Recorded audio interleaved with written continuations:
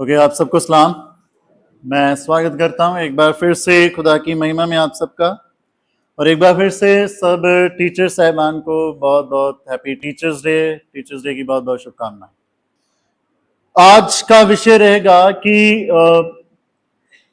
अध्यापक जो है वो एहतियात बरतते हैं। अध्यापक जो होता है वो बड़ी चौकसी और बड़ी निगरानी के साथ चलता है, नहीं?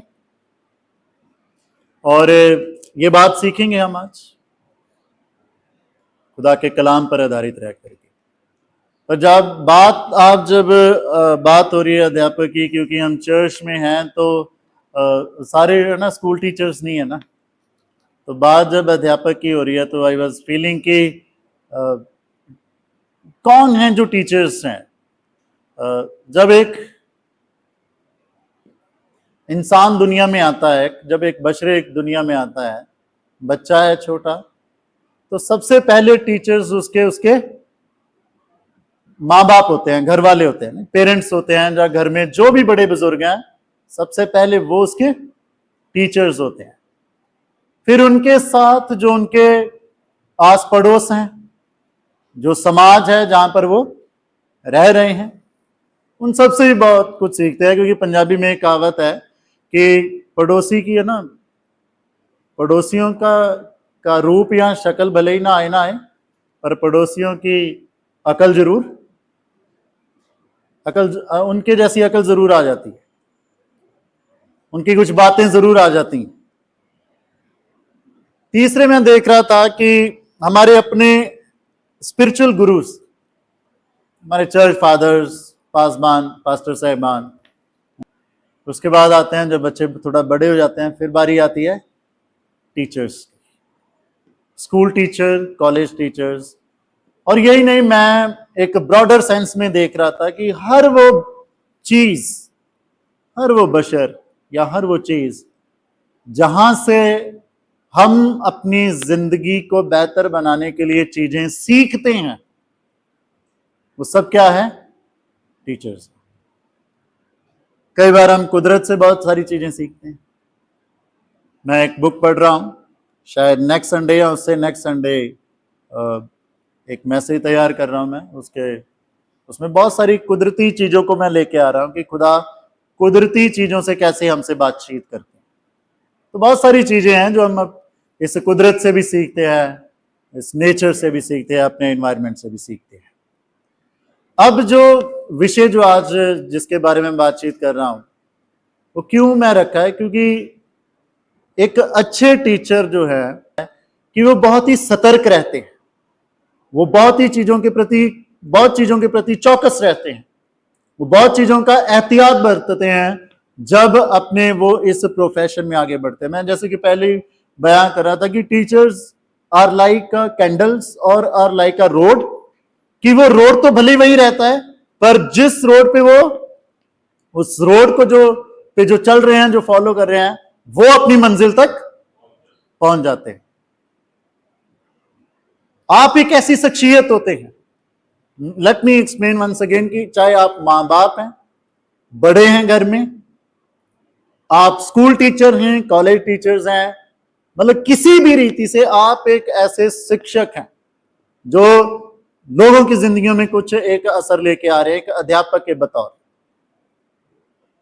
तो आपको बहुत सारी चीजों का एहतियात, एक अच्छा टीचर जो है वो एहतियात बरतता है। और ये चीज मैं एक छोटी सी कहानी के साथ इसमें आगे बढ़ना चाहूंगा। 1800 ईस्वी में, ये एक सच्ची कहानी है, सच्ची स्टोरी मैं बता रहा हूं। आप स्कॉटलैंड में ये इंसिडेंट हुआ। 1800 ईस्वी में स्कॉटलैंड में क्या हुआ कि समुद्री तट पर आप बहुत सारे लोग शायद जानते होंगे लाइट हाउस। उसमें क्या होता है कि समुद्री किनारे पर एक बहुत ही ऊंचा टावर होता है जिसमें लाइट हमेशा जलती रहती है, स्पेशली रात के समय। वो रात के समय लाइट हमेशा जलती रहती है। क्यों? ताकि अगरचे कोई समुद्री जहाज आ रहा है तो उसको पता चले कि जहां पर ये लाइट दिख रही है, किनारा उस साइड है। और स्कॉटलैंड में जिस जगह की मैं ये बात कर रहा हूं, समुद्री तट थोड़ा पथरीला था समुद्री तट, तो क्या हुआ कि एक बार आकाश एकदम साफ था, तो जिस बंदे की जिम्मेवारी थी कि उस लाइट को हमेशा जला के रखना है, उसने सोचा कि आकाश एकदम साफ है, कोई बात नहीं, आज मैं थोड़ी नींद ले लेता हूं। वो सो गया और अचानक से एक जहाज आ गया। अब क्योंकि लाइट जल नहीं रही है, लाइट बंद हो गई, तो क्या हुआ कि वो समुद्री तट पथरीला था, वो समुद्री जहाज बढ़ता गया बढ़ता गया बढ़ता गया और पत्थरों से टकरा गया। जब चट्टानों से टकरा गया, कि बहुत सारे वो पैसेंजर्स जहाज था, उसमें यात्री थे, उसमें लोग थे, तो बहुत सारी जान का नुकसान उसमें हुआ। किसके एहतियात ना बरतने से, किसके चौकसी ना बरतने से? वो जो लाइट हाउस में जिसका काम था कि उस रोशनी को जला के रखे। आप समझ रहे हैं मेरी बात को?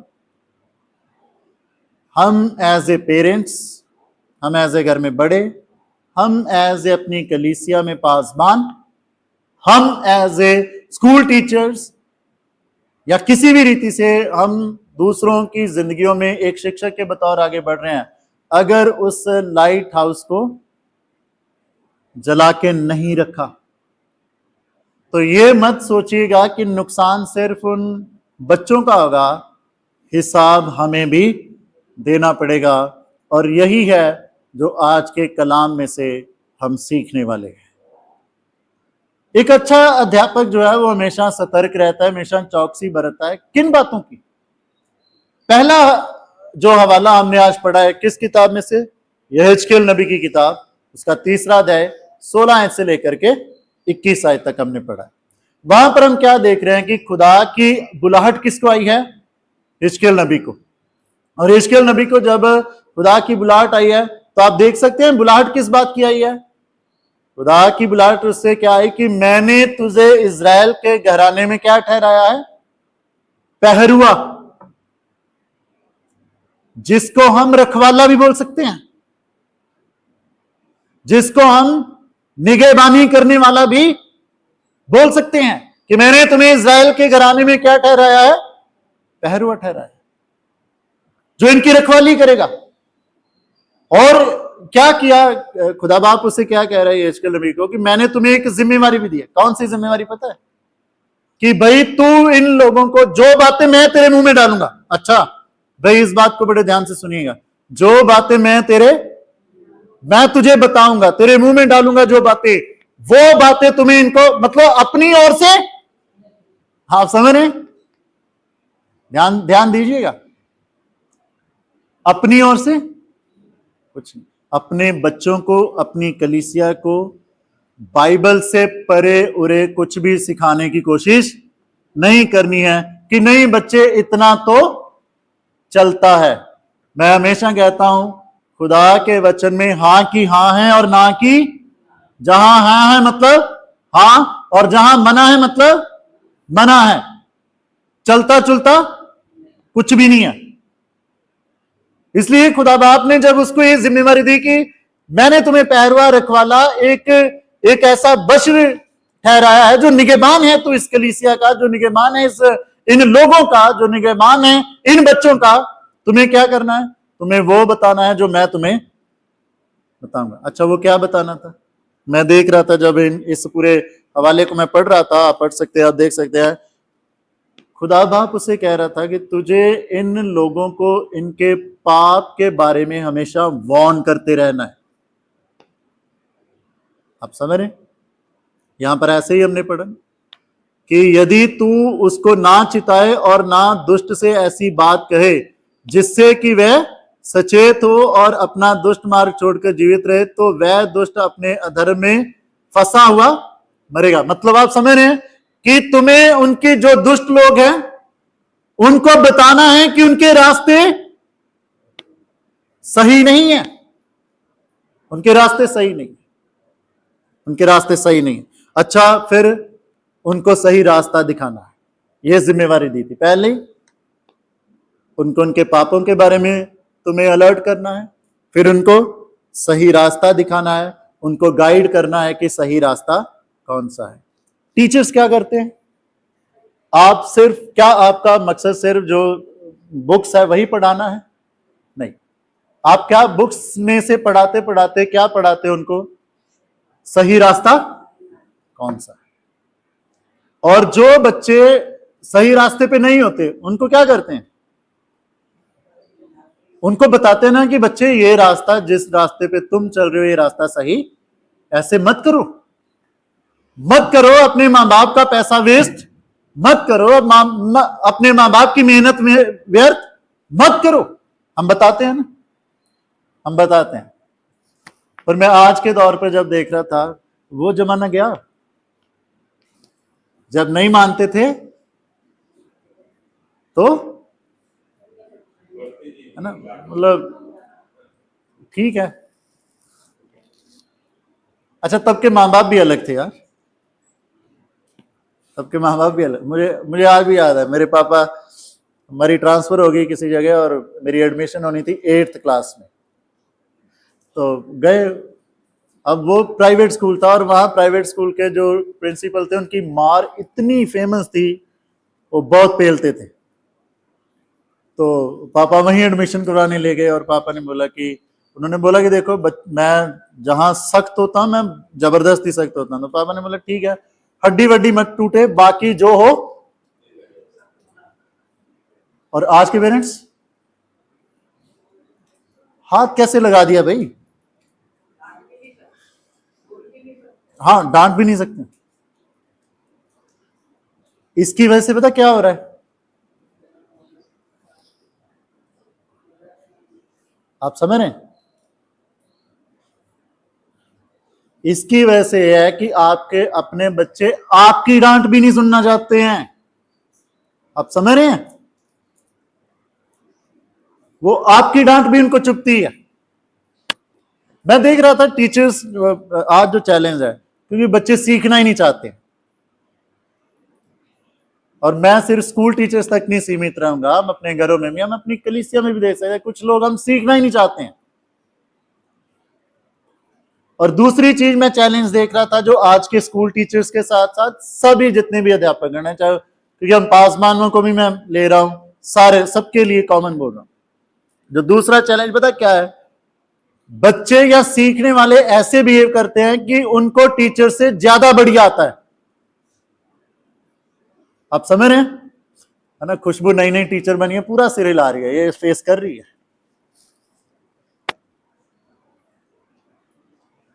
करते हैं इतना, मतलब कई तो सीखने वाले इतना ओवर कॉन्फिडेंट, गलती बोले जाएंगे और अपने टीचर को गलत कर देंगे। ये बड़ा तगड़ा चैलेंज है, बहुत तगड़ा चैलेंज है। कुछ भी यूट्यूब से इधर उधर अनाप शनाप कुछ भी सीख लेते हैं। अच्छा, आपको क्या लगता है मेरे सामने नहीं आते सवाल? मेरे सामने लेके आ जाते हैं आड़े टेढ़े सवाल बाइबल में से, जिनका आत्मिक जीवन से कोई लेना देना नहीं होता है। आ जाएंगे बस लेके सवाल, और भाई साहब ये, अरे यार, आप समझ रहे हैं? ये चैलेंज है।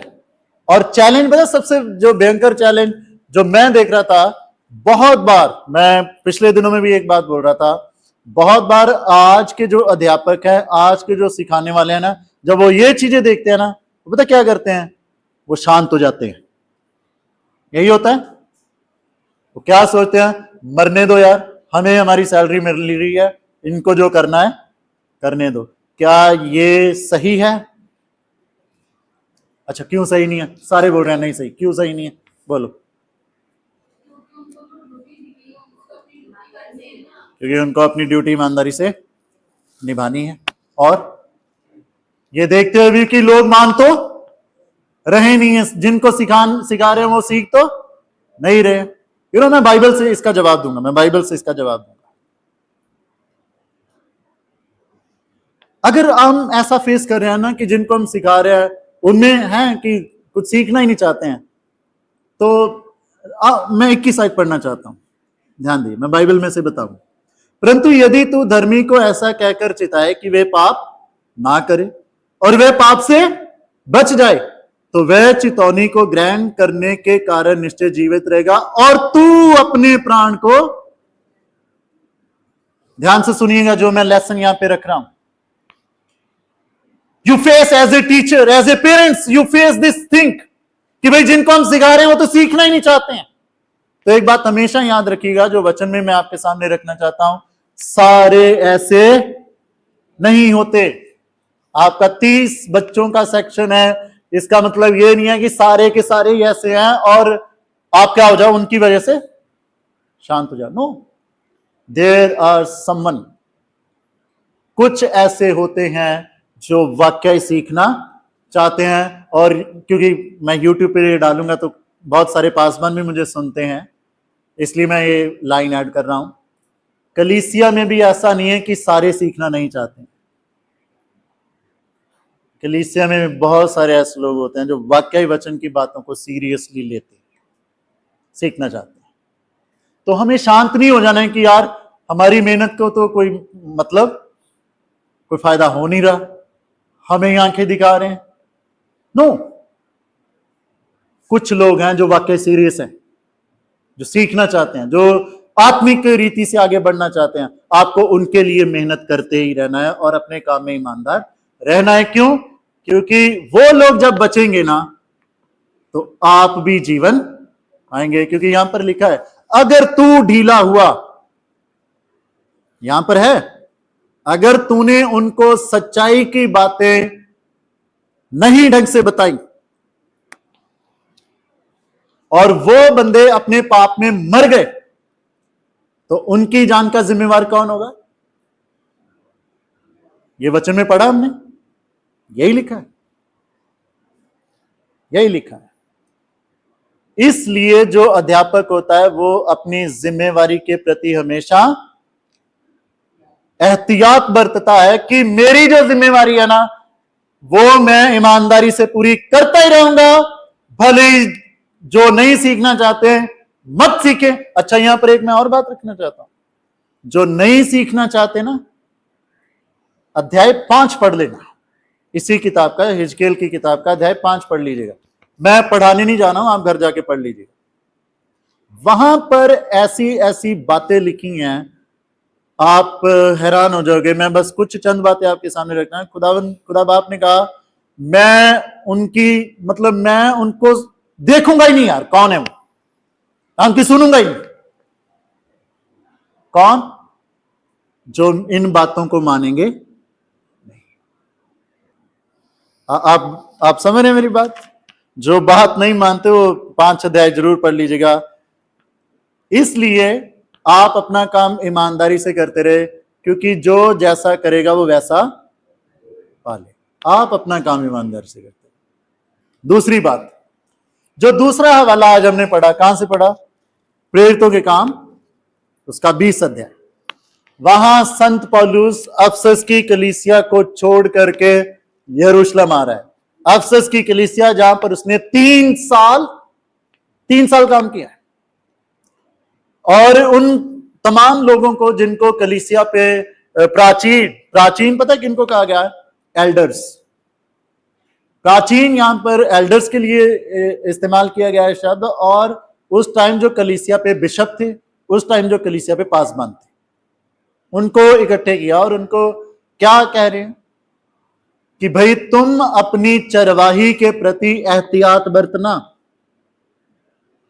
टीचर्स किन चीज के प्रति एहतियात बरतते हैं, चौकस रहते हैं? अपनी चरवाही के प्रति। चरवाही समझते हैं ना?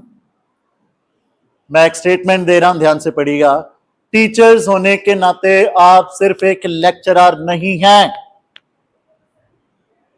आप सिर्फ एक लेक्चरर नहीं हैं, आप एक पीढ़ी की परवरिश कर रहे हैं। यू नो, जिन बच्चों को आप पढ़ा रहे हैं, जिन बच्चों पर आप नियत हैं, आप उन बच्चों को आने वाले दिनों में समाज के लिए तैयार कर रहे हैं। Are you getting the point? आप उनको आने वाले दिनों में एक समाज के लिए तैयार कर रहे हैं।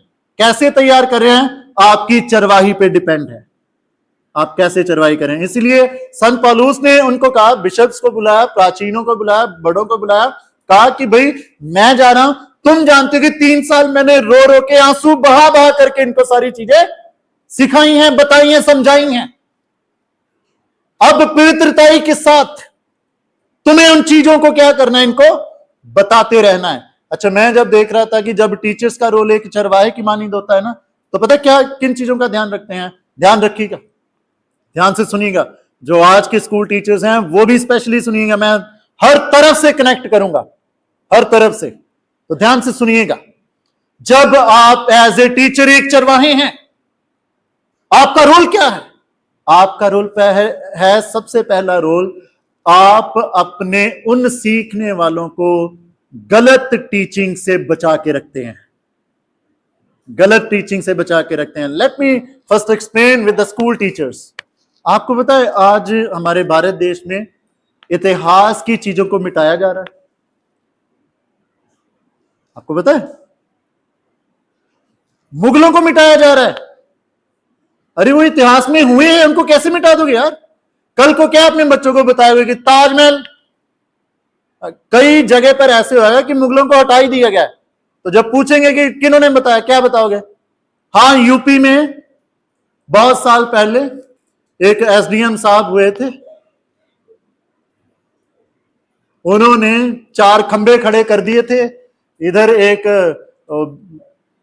इलेक्ट्रिसिटी का प्रोजेक्ट आया था, ये बताओगे? हद हो गई। You know, teachers are responsible to explain the truth. जो सच है वो बताना है,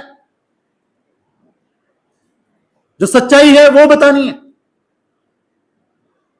और आज हमारा भारत देश इस चीज से बहुत गुजर रहा है। गलत चीजें डाली जा रही हैं आने वाली पीढ़ी के जहनों में, गलत चीजें डाली जा रही हैं, गलत इतिहास है ना। ये फिल्में देख लो हमारे इंडियन कॉन्टेक्स्ट में, जो हुआ भी नहीं है इतिहास में वो जबरदस्ती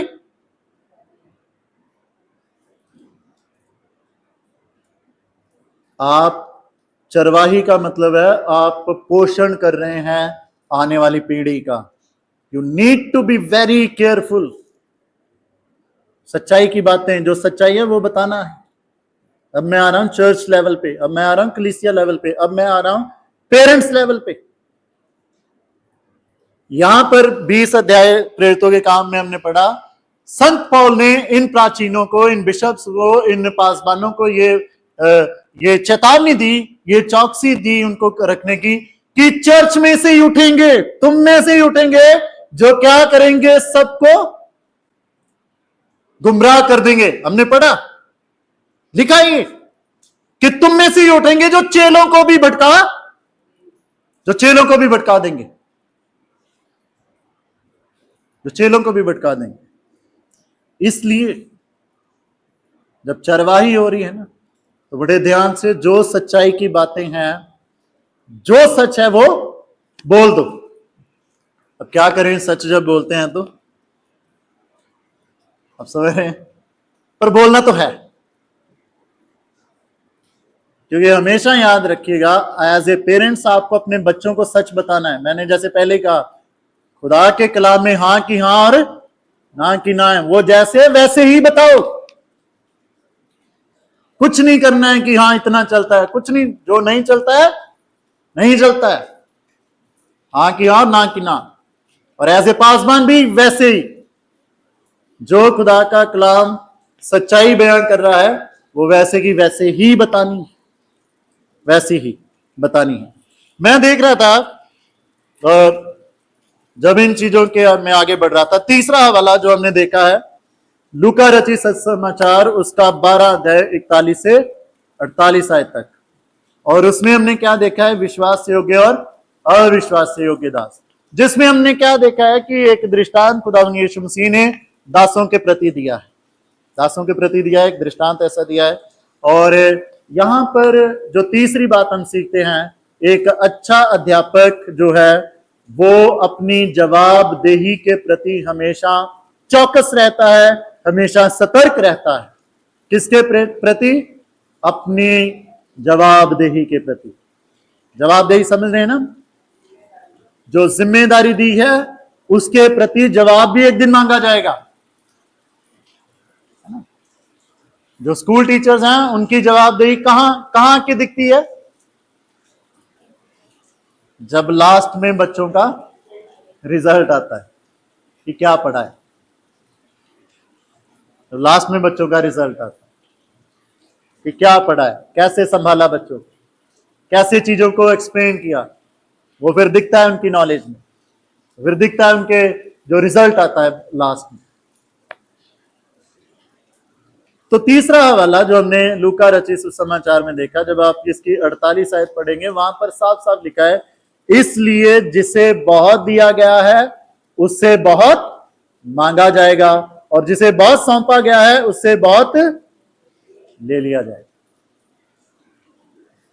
one day the day will come कि आपसे जवाब मांगा जाएगा कि जो ब्लेसिंग एज ए टीचर आपको दी गई थी, है ना। इसीलिए जब आप याकूब का खत 3 अध्याय पढ़ोगे ना, वहां पर पता क्या लिखा, वहां पहली आयत में लिखा है, इसलिए ज्यादा उपदेशक बनने की कोशिश मत करो।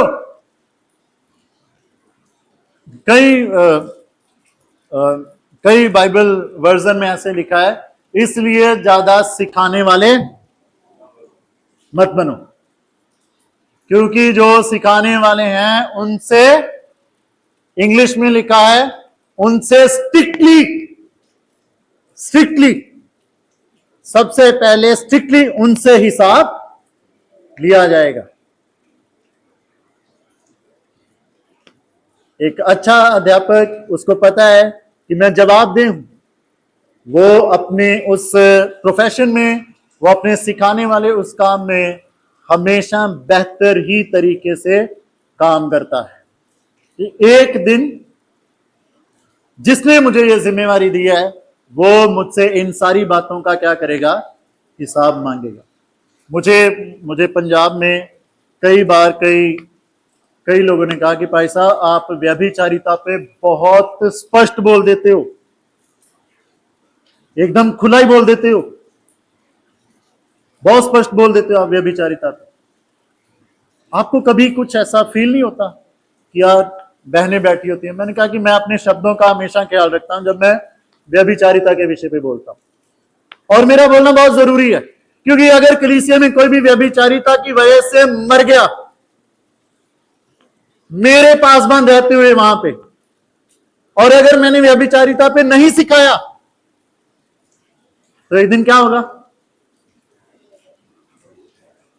ना, मेरा हिसाब होगा।